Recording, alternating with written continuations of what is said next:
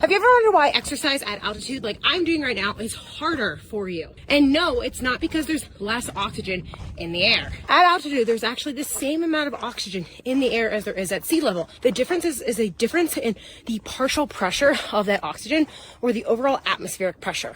Recording this video is making me winded. When you are exercising, you breathe oxygen into your body, which then gets pushed into your bloodstream and gets delivered to the muscle tissues or active tissues that need it for energy production. The way that oxygen is transferred from your bloodstream to your muscles or active tissues is through diffusion and or these pressure gradients. When you're at sea level, there is a higher pressure of oxygen outside and or in your bloodstream than there is in the muscle tissue, therefore pushing more oxygen into it to use for metabolic activity. When you are at altitude, that pressure gradient outside is lower.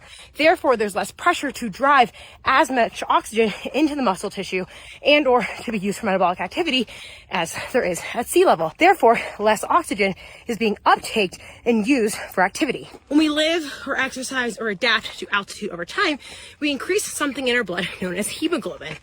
And these hemoglobin molecules help us carry more oxygen. So there's more oxygen to be delivered to this tissue. So despite the fact that there's less pressure to push it in to the pressure gradient, there's more to be used and taken up and used for activity. Like oxygen mask or respiratory training itself will not make you better at training at altitude. And the only way to train for this from sea level is to increase your overall fitness level, being able to use more of the oxygen that's being delivered through increased capillaries at your muscle site and or increase mitochondria, so you're able to uptake and use more oxygen.